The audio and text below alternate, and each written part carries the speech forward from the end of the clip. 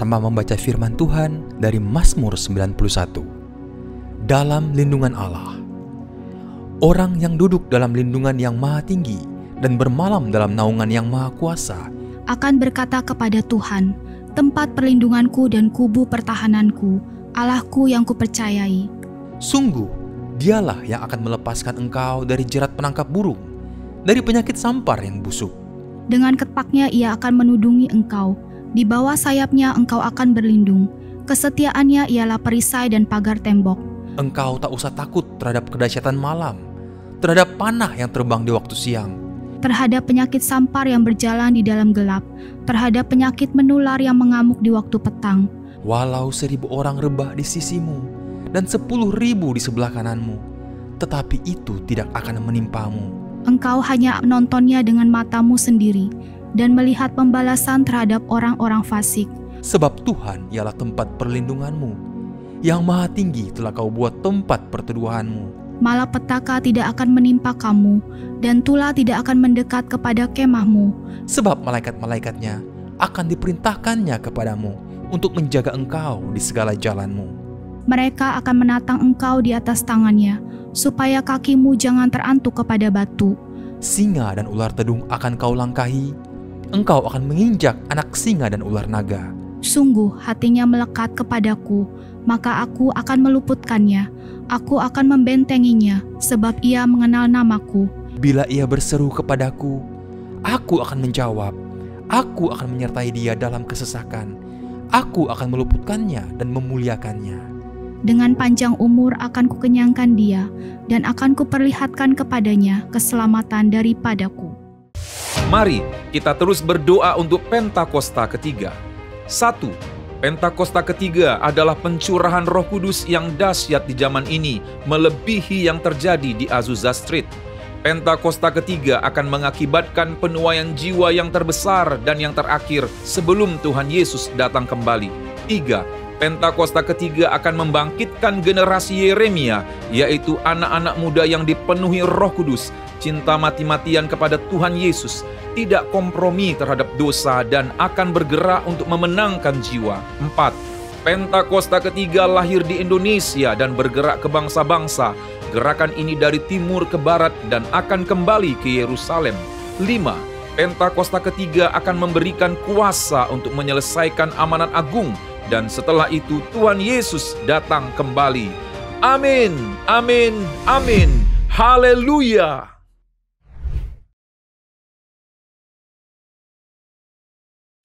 Shalom semuanya. Tema edisi Voice of Pentecost hari ini adalah berjalan di dalam roh, belajar dari Filipus.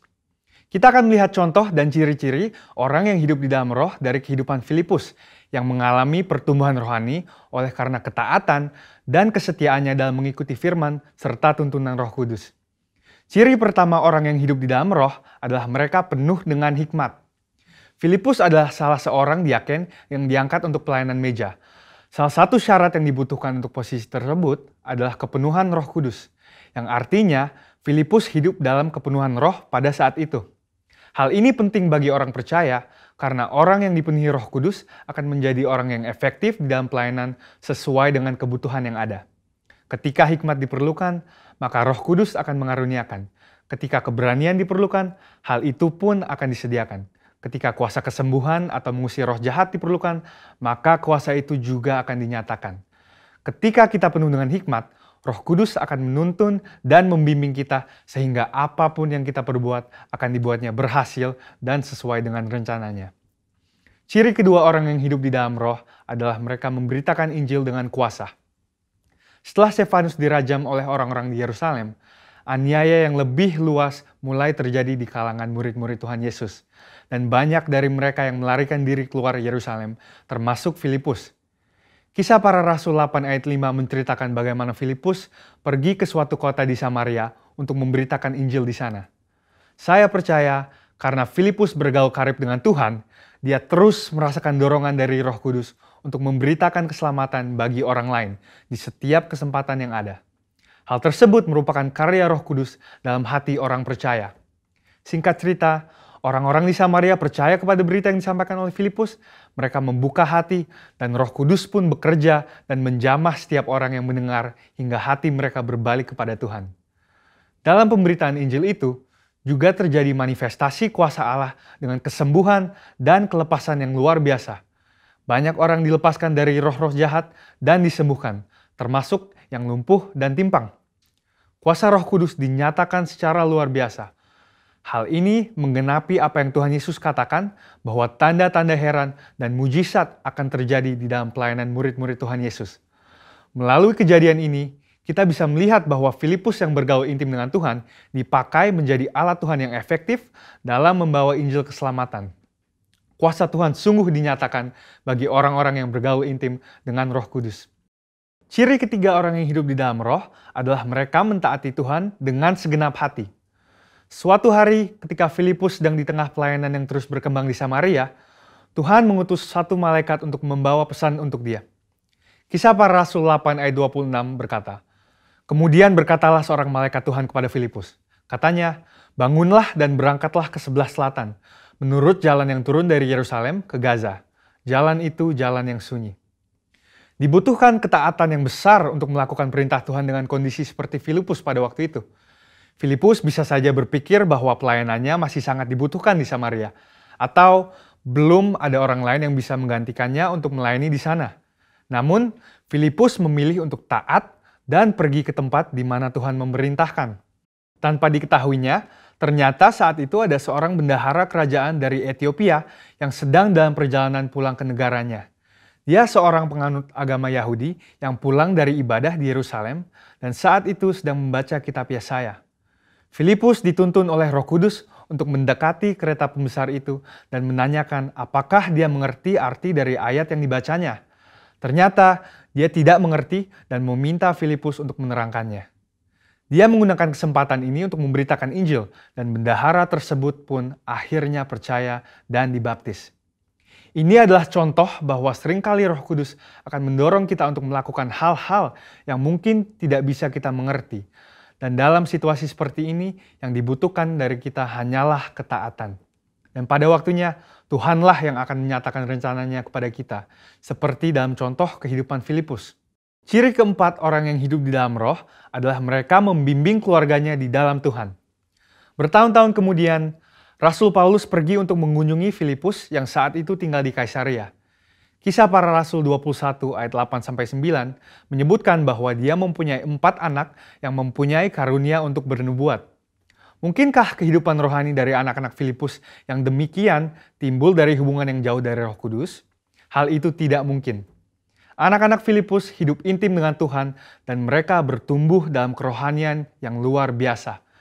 Mereka bertumbuh dalam aspek-aspek kerohanian yang lain seperti mengasihi Tuhan, hidup dalam kekudusan, dan pelayanan bagi gereja Tuhan dari bimbingan ayahnya yang hidup bergaul dengan Tuhan. Kesimpulannya adalah bahwa iman kita tidak akan berkembang dengan sehat jika kita tidak mengandalkan firman Tuhan dan Roh Kudus.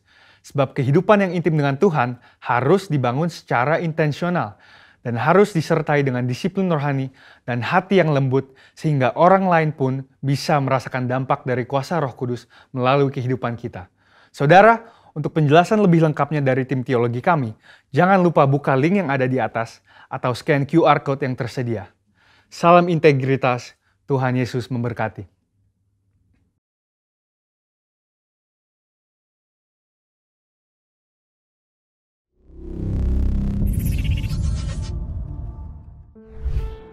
Shalom Jemaat Tuhan, selamat datang kembali di ibadah online GBD City Tower 1 Jakarta Pusat dan City Tower 2 The Breeze BSD. Senang sekali bisa bertemu lagi dengan Bapak, Ibu, dan Saudara semuanya, khususnya untuk Bapak Ibu yang baru pertama kali hadir mengikuti ibadah online kami ini. Semoga berkat Tuhan terus menyertai Bapak, Ibu, dan kita semua. Sebelum kita mulai ibadah hari ini, saya ingin membagikan sebuah janji Tuhan di Mazmur 23 ayat 4, yaitu, "Sekalipun aku berjalan dalam lembah kekelaman, aku tidak akan takut bahaya, sebab Engkaulah yang bersertaku. Gadamu dan tongkatmu, itulah yang menghibur aku." Menurut saya ini adalah sebuah janji Tuhan yang harus kita pegang, apalagi di tengah pandemi ini, supaya kita bisa terus punya sukacita, dan bukannya api kita padam, malah kita menjadi terang untuk orang di sekitar kita. Selanjutnya, Bapak Ibu juga bisa mendapatkan informasi kegiatan gereja kita dan juga permohonan layanan doa dengan menghubungi nomor yang sudah ada di bawah ini. Bapak Ibu juga bisa men-scan barcode yang sudah ada di layar Anda.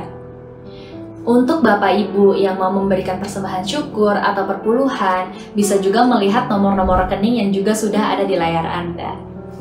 Saya juga ingin mengingatkan Bapak Ibu untuk mengikuti ibadah hari ini sampai selesai dan menerima berkat Tuhan bersama.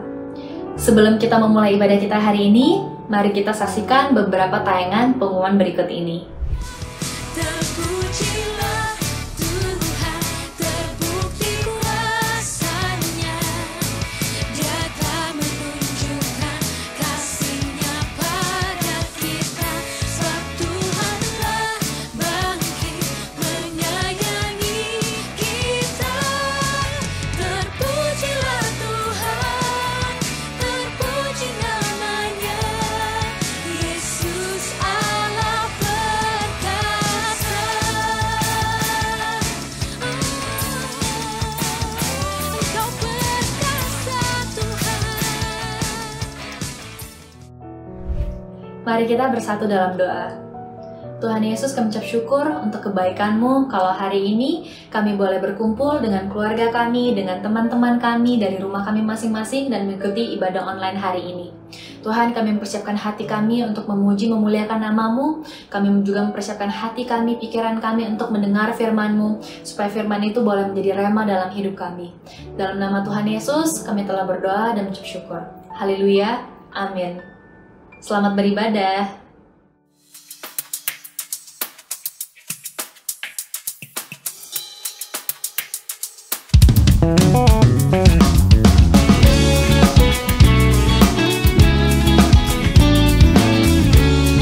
Biarlah langit dan bumi dan segala yang bernafas memuji kebesaran Tuhan kita Yesus Kristus. Amin, saudara. Katakan sama-sama. Langit dan bumi, pujilah Tuhan, sebab Dia ciptakan semuanya. Keagungannya mengatasi langit bumi, sembah sujud di hadapannya. Langit dan bumi, pujilah Tuhan, sebab Dia ciptakan semuanya. Keagungannya mengatasi langit bumi, sembah sujud di hadapannya. Ku puji, ku sembah, ku puji, ku sembah Yesus Kristus Sang Penebusku. Ku puji, ku sembah, ku puji, ku sembah Yesus Tuhan dan Rajaku.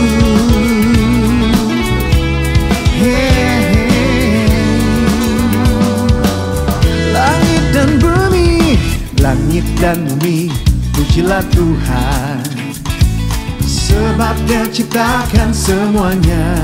Amin. Keagungannya mengatasi langit bumi, sembah sujud di hadapannya. Ku puji, ku sembah, ku puji, ku sembah Yesus Kristus Sang Penebusku. Ku puji, ku sembah, ku puji, ku sembah Yesus Tuhan dan Rajaku. Ku puji, ku puji, ku sembah, ku puji, ku sembah Yesus Kristus Sang Penebusku. Ku puji, ku sembah, ku puji, ku sembah Yesus Tuhan dan Rajaku.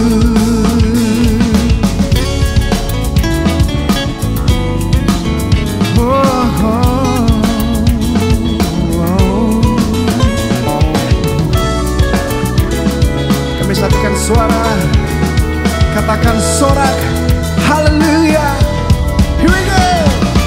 Haleluya, amin. Haleluya, amin.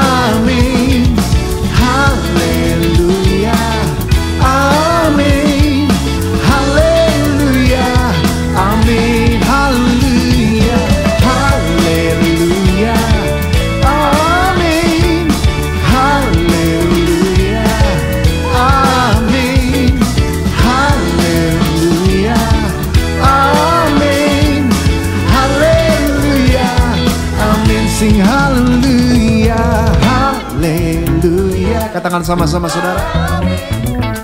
Haleluya, amin. Oh, oh, oh, haleluya, amin. Haleluya, amin. Haleluya, amin.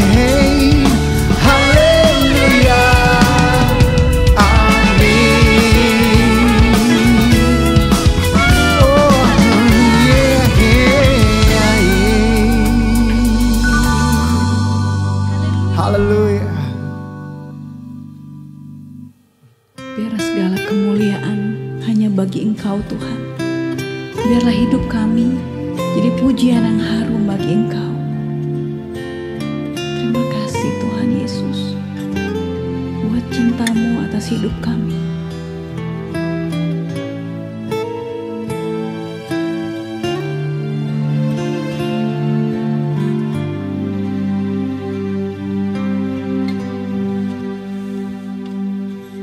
Tuhan, Kaulah segalanya. Dari lubuk hatiku ku mau berkata,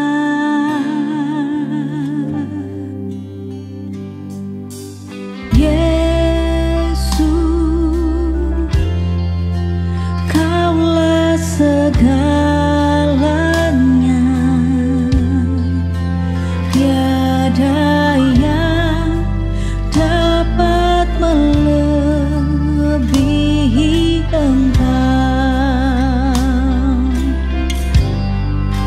Selamanya ku puji, ku sembah Yesus. Selamanya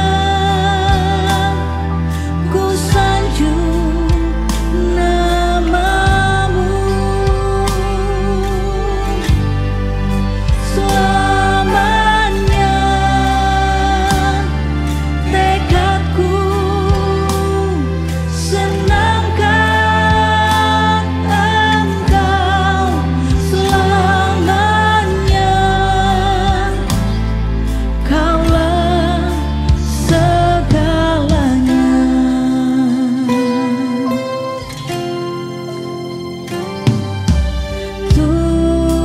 Tuhan, Kaulah segalanya. Dari lubuk hatiku ku mau berkata, Yesus, Yesus, Kaulah segalanya. Tiada yang dapat melebihi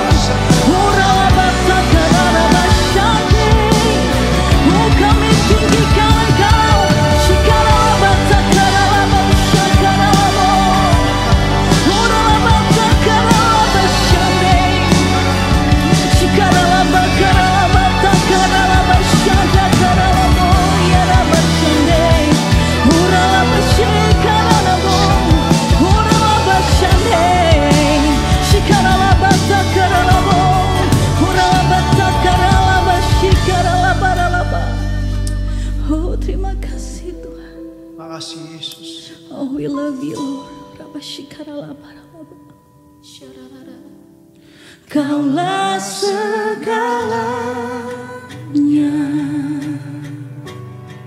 di dalam hidupku. Kerajaanmu, kebenaranmu,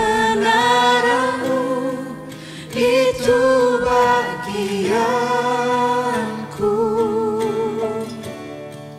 Kaulah yang kupandang selama hidup kami, Tuhan. Selama hidupku mengasihimu,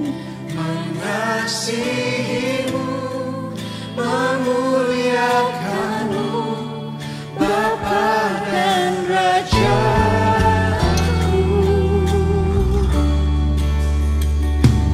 Kau Bapa yang mengasihiku, kuasa-Mu memulihkanku. Hati yang baru Kau berikan untukku dapat melihat rencana-Mu indah bagiku. Kau ada di setiap jalanku.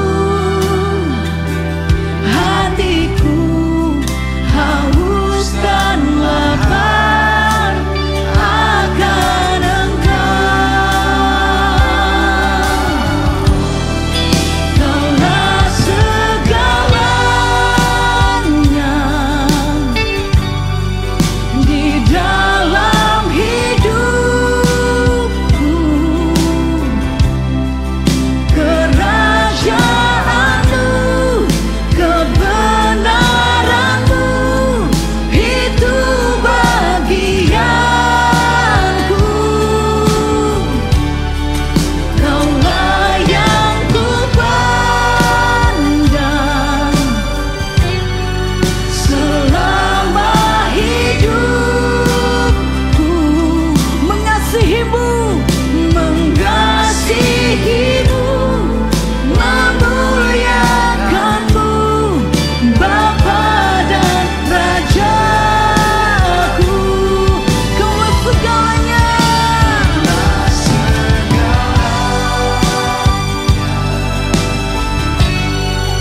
Di dalam hidupku.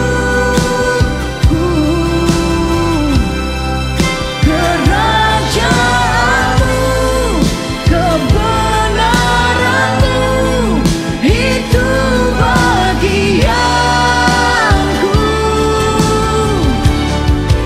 Kaulah yang kupandang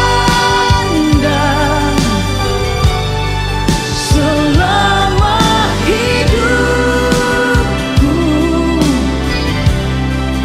Mengasihimu, memuliakanmu,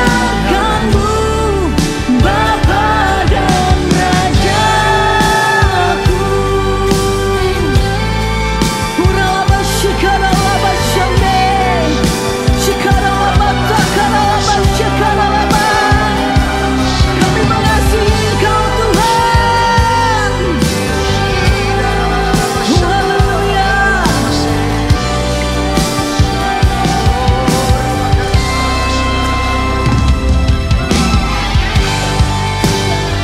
Kami percaya kemenangan terjadi saat kami masuk ke dalam hadirat Tuhan, saat kami datang menyembah-Mu Yesus. Katakan sama-sama saudara. Ku menyembah dalam kudus hadirat-Mu. Hampiri kata kasih karunia-Mu Bapa.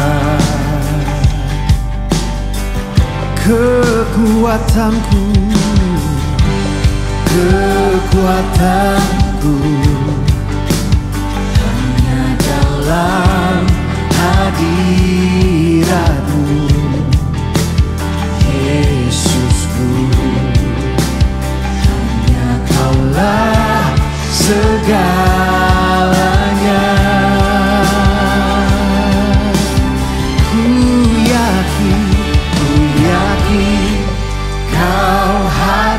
di sini. Amin. Ku rasakan kuasa yang tak terbatas. Ku yakin Kau nyata di sini. Kemenangan terjadi di sini.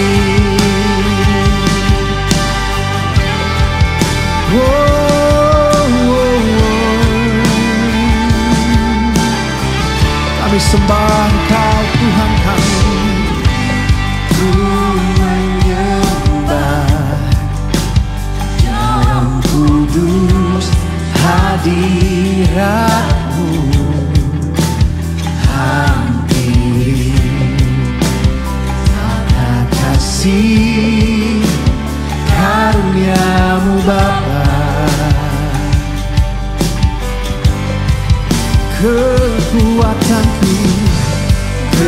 Kekuatanku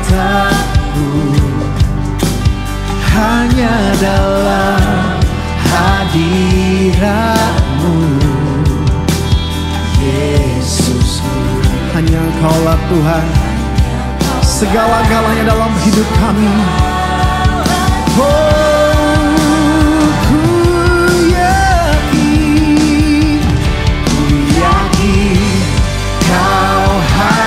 Di sini ku rasakan kuasa yang tak terbatas. Ku yakin Kau nyata di sini. Kemenangan terjadi di sini. Katakan lagi. Ku yakin Kau hadir di sini. Kami rasakan kuasa-Mu Tuhan. Kami rasakan jamahan-Mu saat ini. Ku yakin Kau nyata di sini. Kemenangan terjadi di sini. Segenap jiwa kami, segenap jiwaku memuji-Mu. Sungguh besar Tuhan, sungguh besar Kau Yesusku. Segenap hatiku menyembah-Mu. Kau besar, Kau besar. Nyatakan kebesaran Tuhan. Kau besar, Kau besar.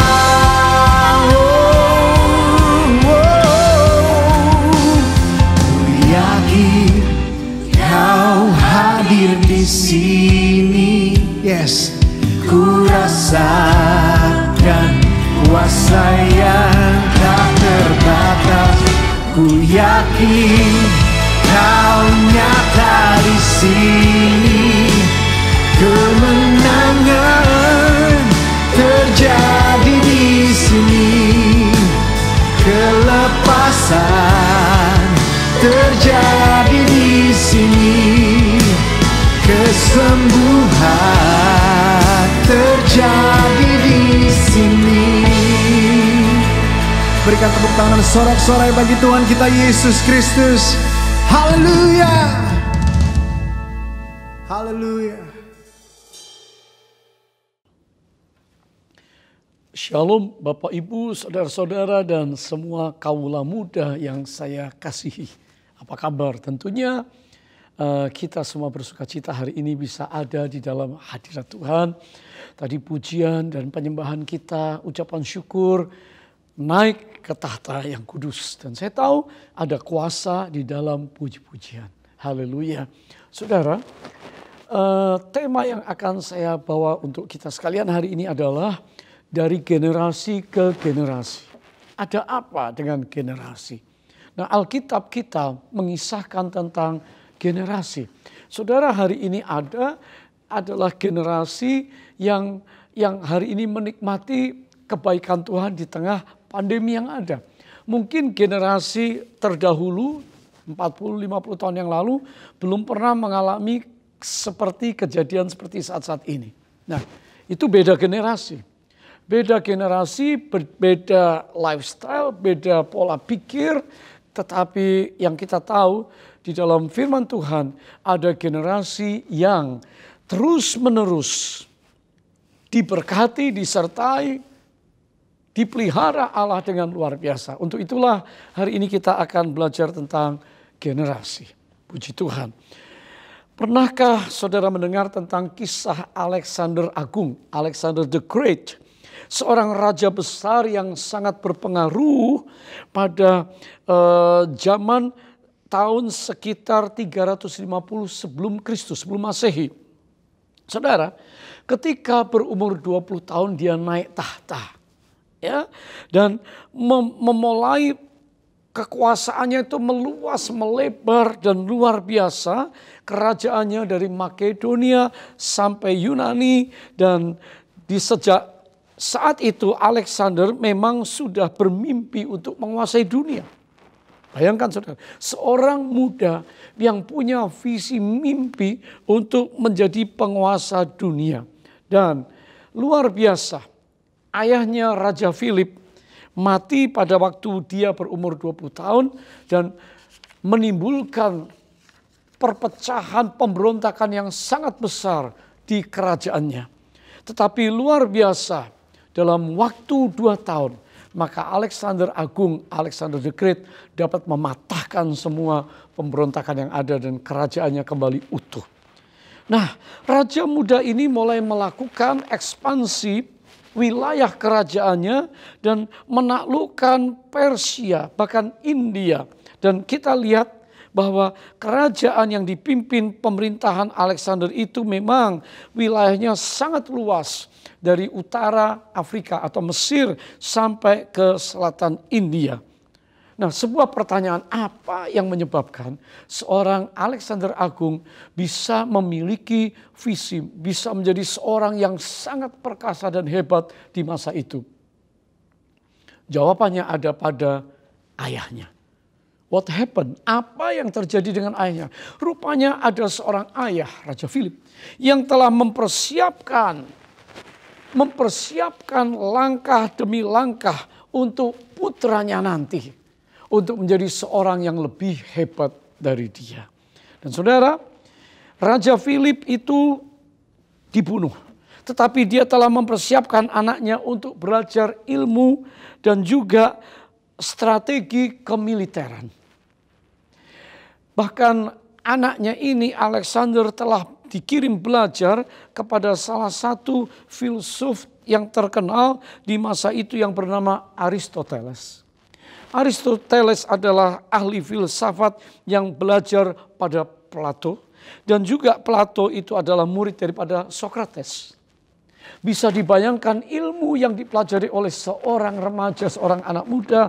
Sehingga tidak heran pada waktu ayahnya meninggal, ayahnya telah menyiapkan juga selain ilmu dan strategi peperangan, disiapkan sebuah pasukan elit. Pasukan yang nantinya akan dipakai untuk menguasai tempat-tempat yang ditaklukkan olehnya. Saudara, kisah ini adalah kisah yang luar biasa di mana seseorang mempersiapkan generasi di bawahnya. Bagaimana dengan saudara? Ayah-ayah, ibu-ibu muda atau yang senior, sudahkah kita mempersiapkan satu generasi di bawah kita dengan baik? Saya tidak bicara tentang warisan uang, warisan harta benda saja. Tapi berbicara tentang warisan yang diberikan supaya seseorang yang ada di bawah kita nantinya siap mental. Menghadapi tantangan dunia yang semakin berat.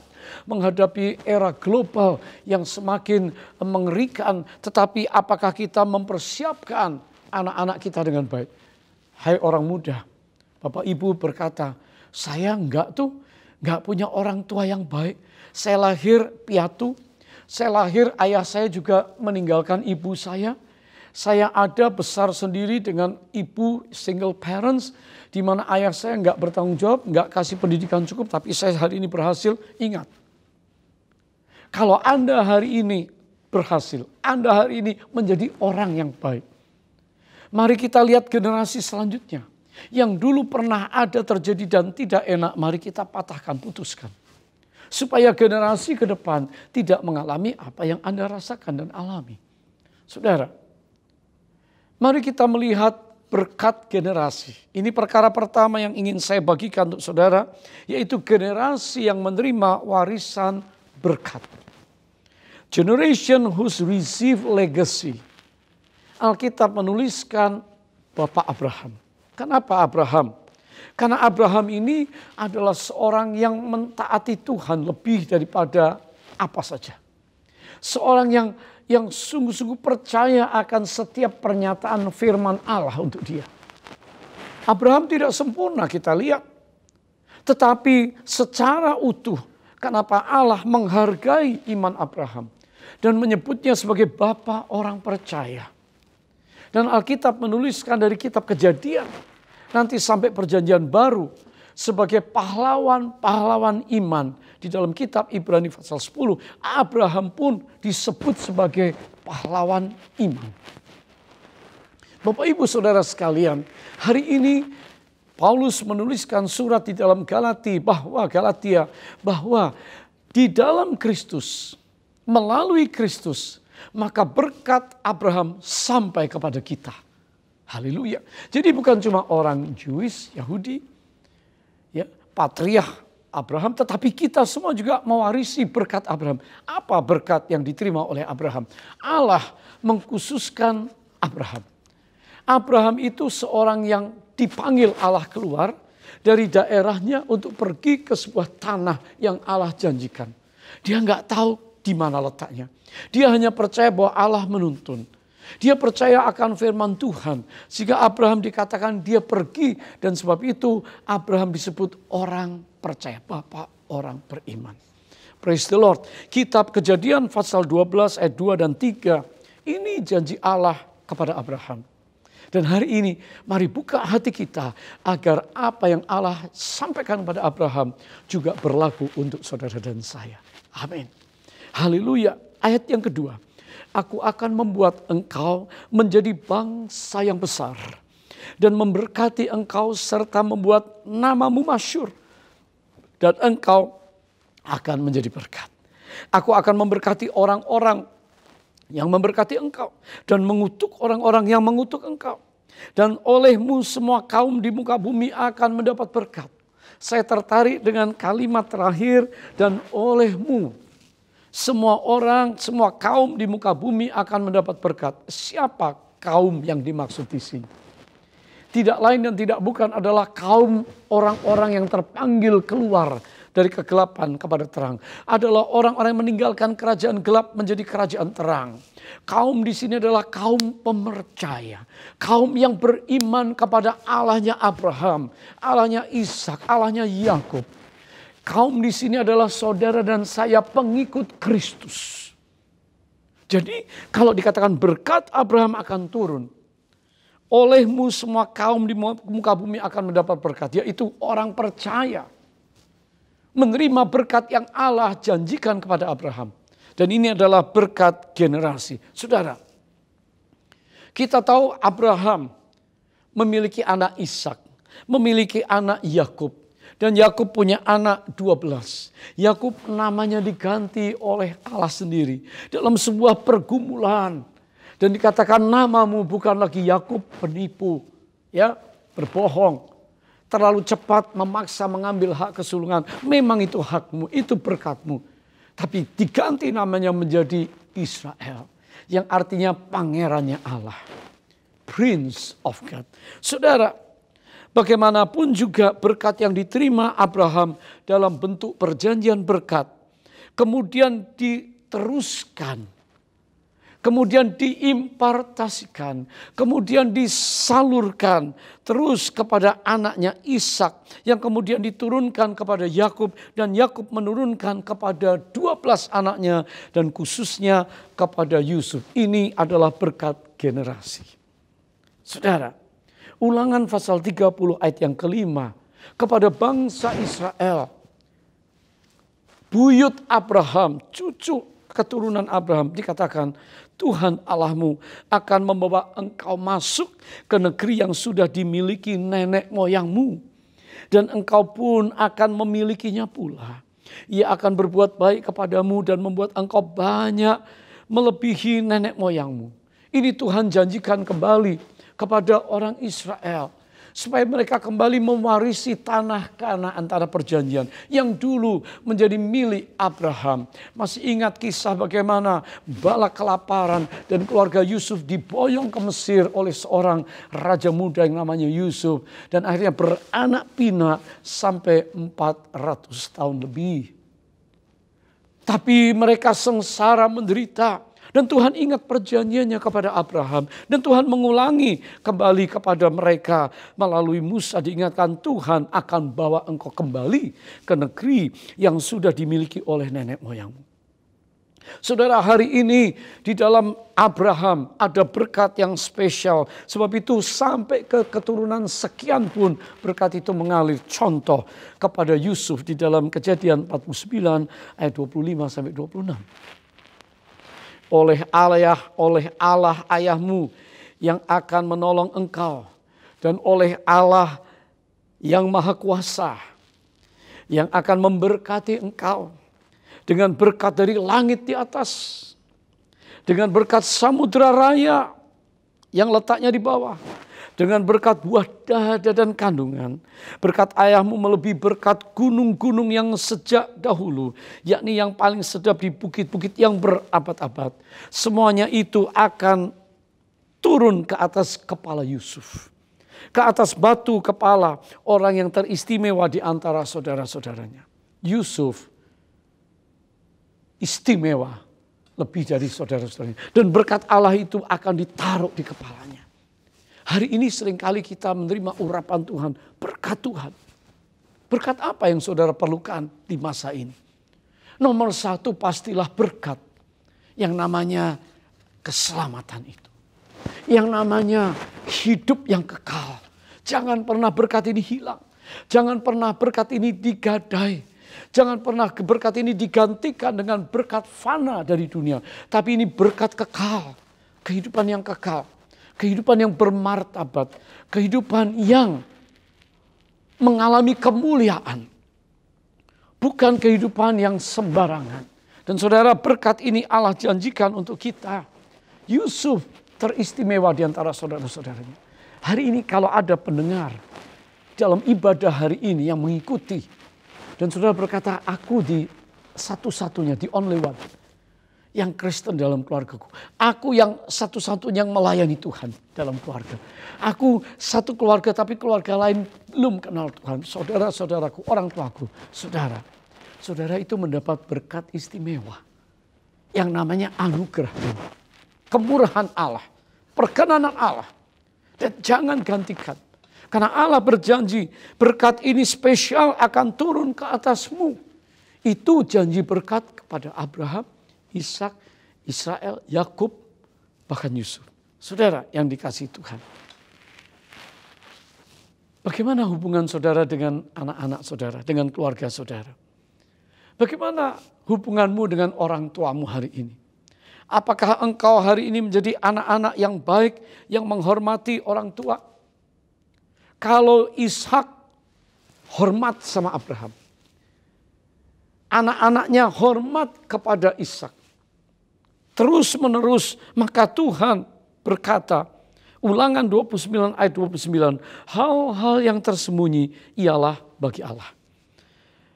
Tuhan Allah kita. Tetapi hal-hal yang dinyatakan ialah bagi dan anak-anak kita.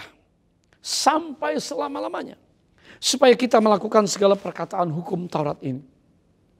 Orang tua yang dulu mungkin sederhana, sekolah tidak terlalu tinggi. Tapi lihat anak-anakmu sekarang. Hai anak-anak muda, dengar.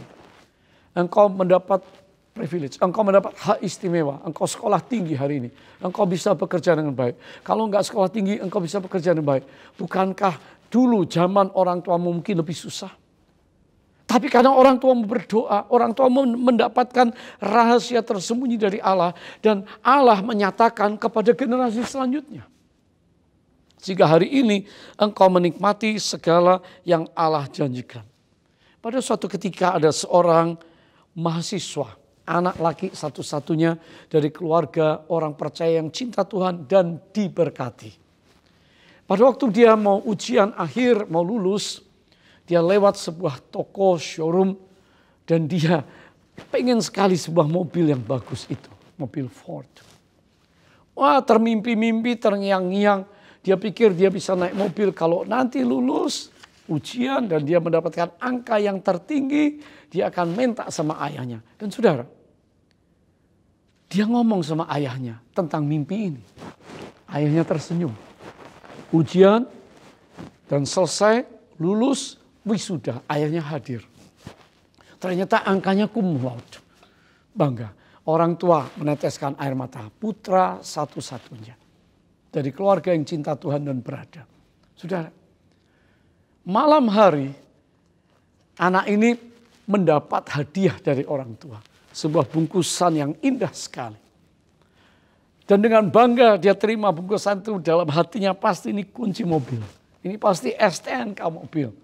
Karena papa tahu apa yang saya perlukan sebagai hadiah. Dibuka. Terkejut saudara.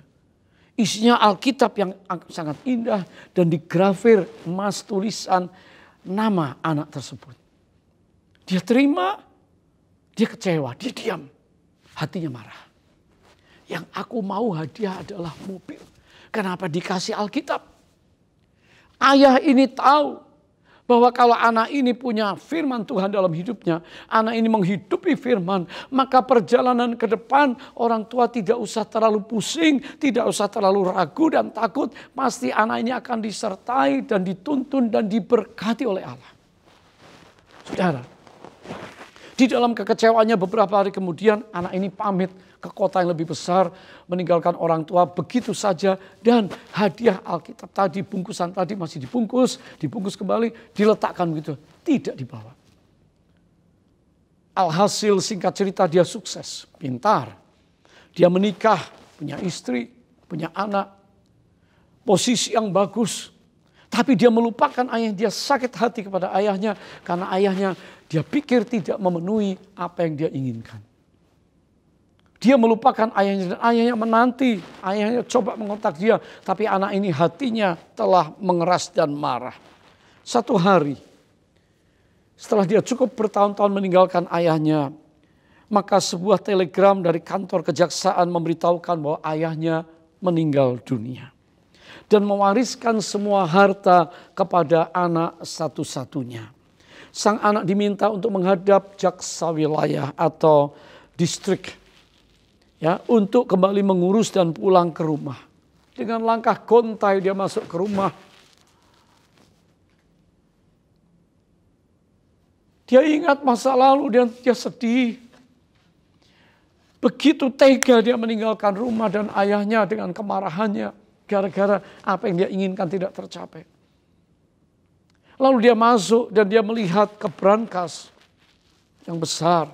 Menemukan apa saja yang penting-penting menjadi. Dan dia lihat bungkusan hadiah yang dia terima beberapa tahun silam. Waktu dia lulus wisuda dengan angka hebat. Dia buka kembali Alkitab itu. Dan dia mulai menjadi sedih dan meneteskan air mata. Karena ada secari surat yang berkata dari Matius 7 ayat 11. Dan kamu yang jahat tahu memberikan yang baik kepada anakmu. Masakan Bapakmu yang di surga tidak akan memberikan apa yang kamu minta kepadanya. Air mata turun.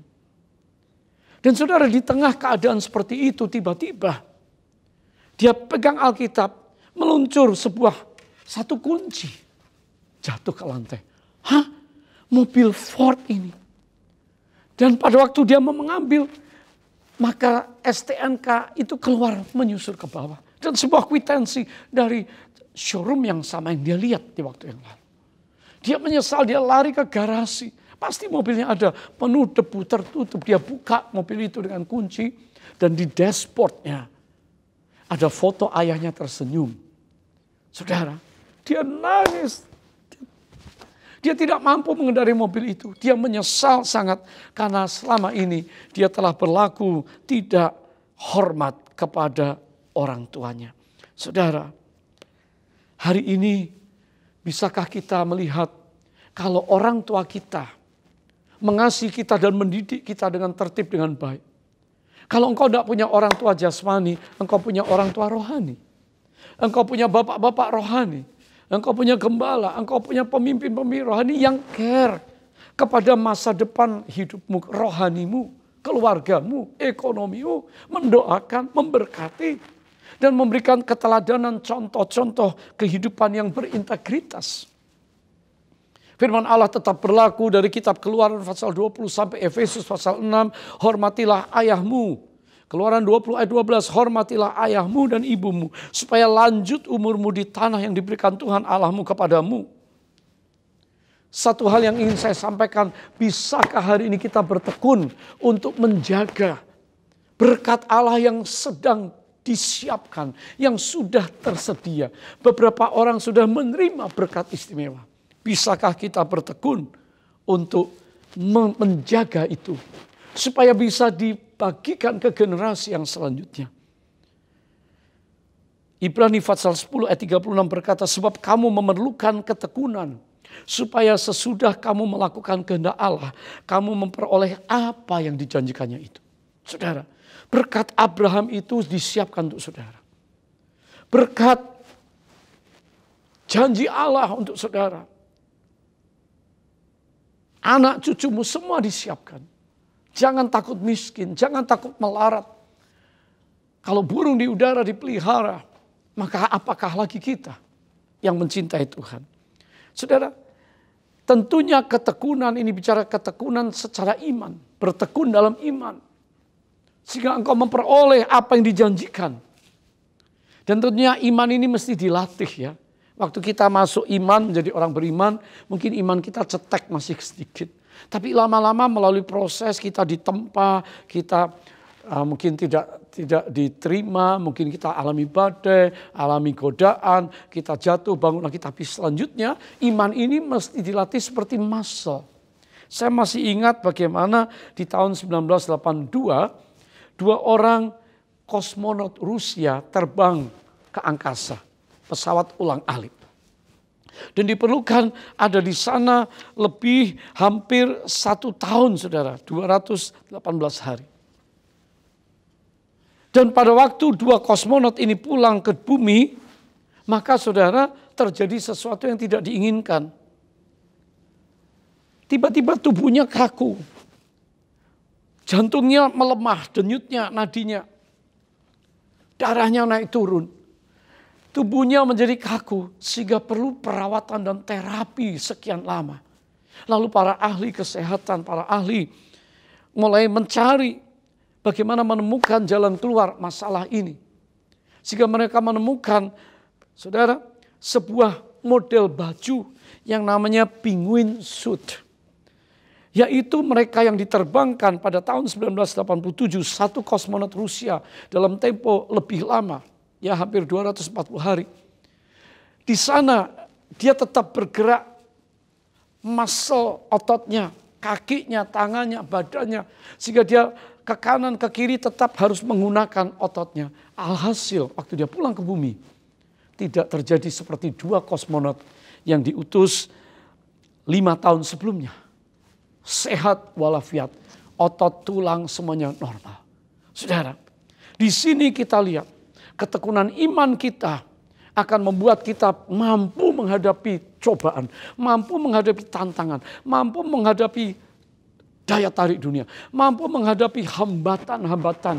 Sehingga saudara tidak gampang menyerah kepada bujukan iblis. Tidak gampang menyerah kepada teman-teman duniawi kita. Tidak gampang menyerah bahwa engkau gagal. Tidak gampang menyerah bahwa engkau tidak punya Tuhan. Engkau punya iman dan percaya bahwa firman Allah digenapi dalam hidupmu. Dia berjanji untuk mengangkat engkau naik dan tidak turun. Supaya engkau bergerak di dalam kegerakan Allah. Sejak Alkitab orang Israel dibawa masuk tanah perjanjian. Yosua 23 ayat 11 dia katakan kepada umat Israel. Ini kata-kata perpisahan Yosua. Sebelum dia mati. Dia tinggalkan untuk next generation.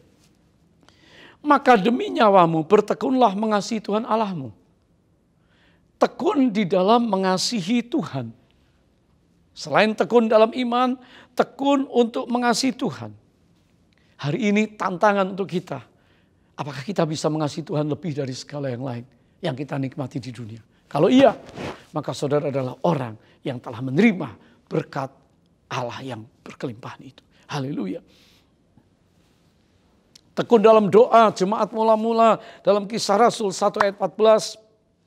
Semua bertekun dalam sehati dengan sehati dalam doa bersama-sama. Hari-hari ini jangan ada keluarga yang terpisah. Jangan ada perceraian. Jangan ada kemarahan. Jangan ada salah pengertian. Cepat selesaikan. Datang dalam pengampunan. Datang dalam doa. Datang dalam persekutuan. Keluarga demi keluarga. Bangun mezbah keluarga. Suami istri.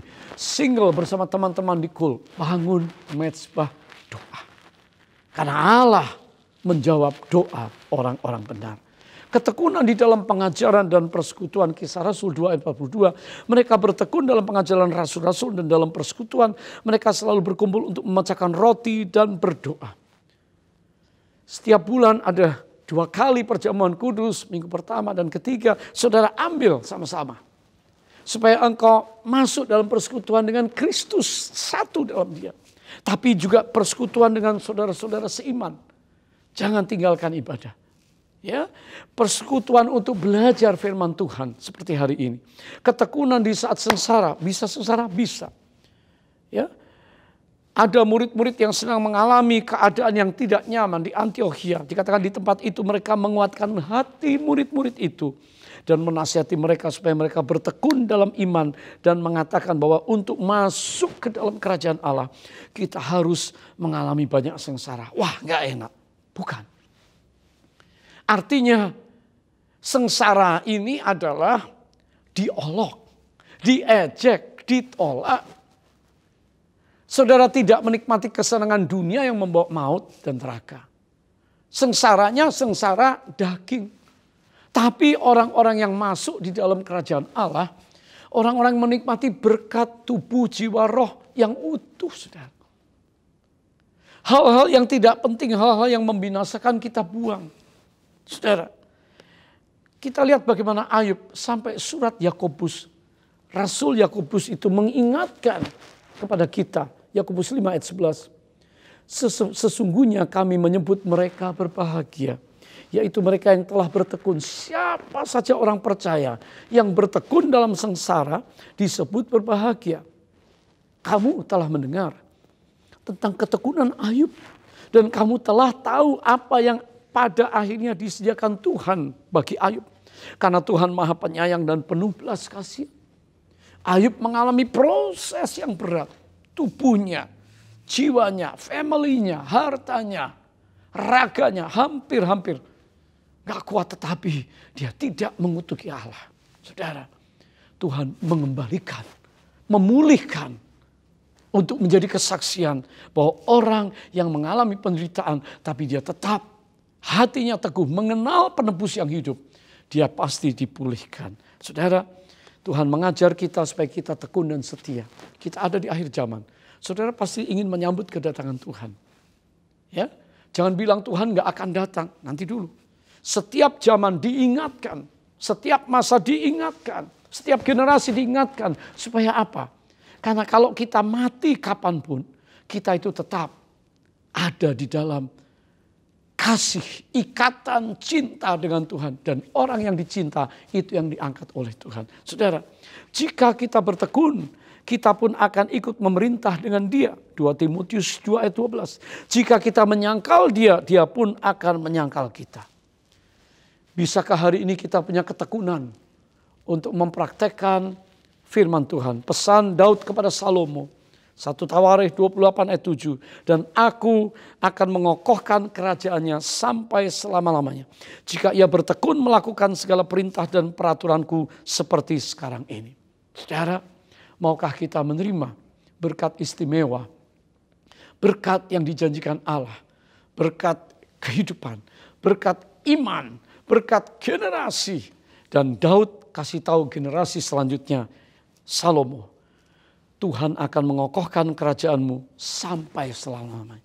Kalau engkau bertekun melakukan segala firman, perintah. Seperti sekarang ini. Daud seorang yang berkenan di hati Allah. Melakukan kehendak Allah untuk zamannya. Tapi Salomo, apakah dia menerima warisan berkat yang Daud terima?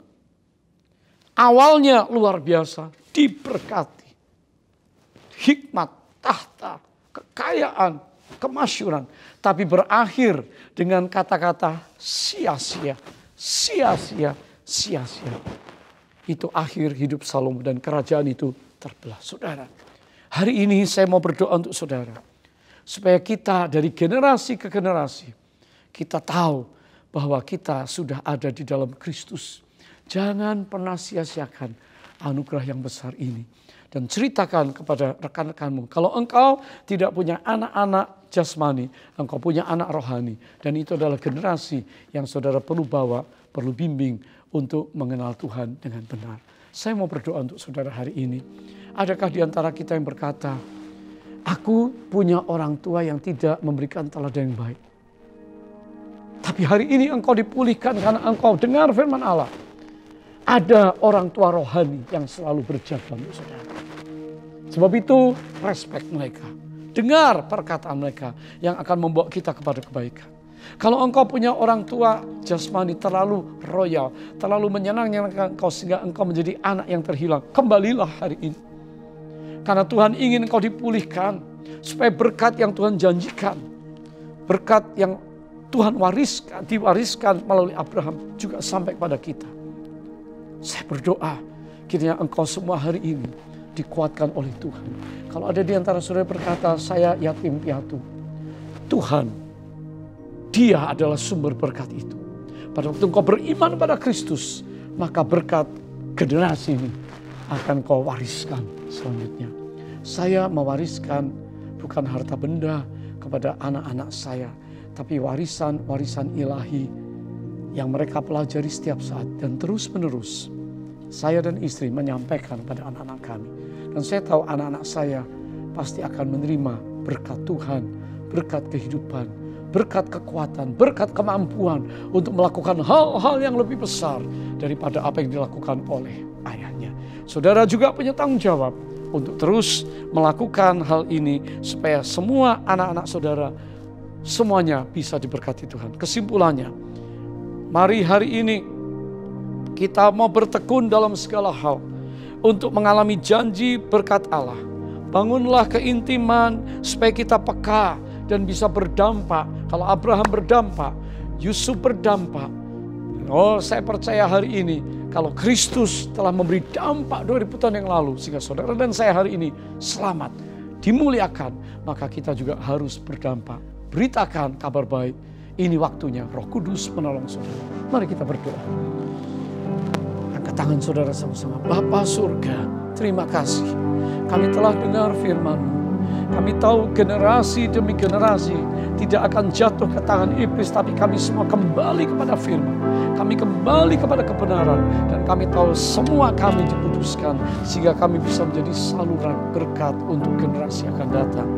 Kuatkan anak-anak-Mu yang sedang mengalami pergumulan supaya tidak ada yang terputus generasinya. Anak, menantu, cucu-cucu semua mengikut Kristus sebagaimana Abraham, Ishak, Yakub dan seluruh keturunannya mempercayai Allah yang hidup, Allah yang benar. Dan hari ini kami kenal itulah Yesus Kristus, Tuhan Juru Selamat, Allah yang hidup dalam kami. Berkati umat-Mu, kami percaya Engkau pulihkan semua yang hilang. Kembalikan kepada anak-anak-Mu berkat-berkat yang turun-temurun yang sudah Kau berikan pada Abraham. Kami terima di dalam Yesus Kristus. Haleluya, haleluya, haleluya. Tuhan, kalau ada anak-anak-Mu yang sakit, oh haleluya,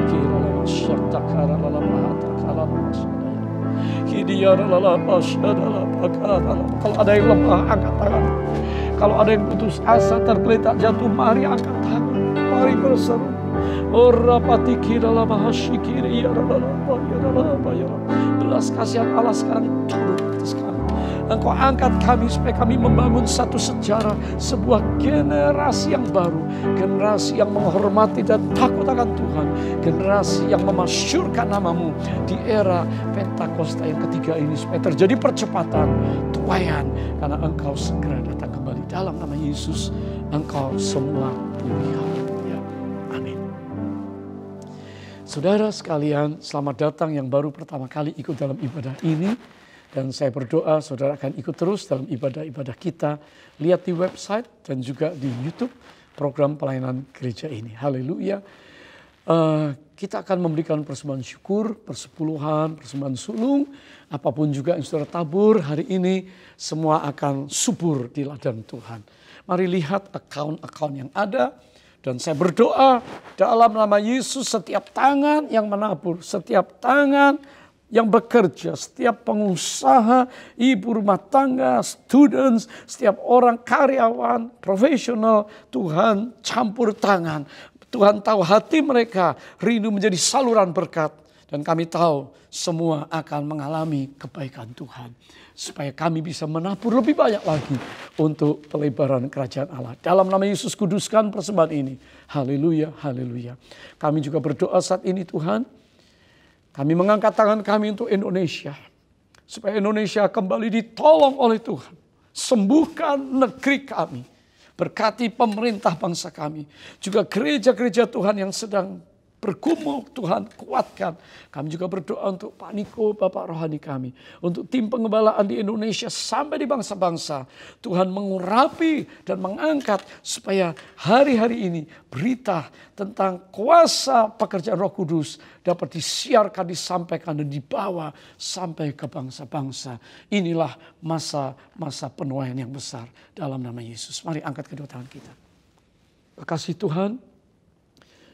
Kiranya berkat Bapa yang sempurna di dalam kasih karunia yang melimpah oleh Kristus Tuhan kami dimeteraikan, dikuduskan, diberkati dengan penyertaan Roh Kudus dengan kuasa yang kami terima. Menyertai semua kita sekarang sampai Kristus datang, bahkan sampai selama-lamanya. Semua yang percaya katakan Maranatha. Datanglah ya Tuhan Yesus. Kami mengasihi dan merindukanmu. Semua kita yang percaya katakan amin. Amin. Tuhan memberkati saudara sampai minggu yang akan datang. Amin.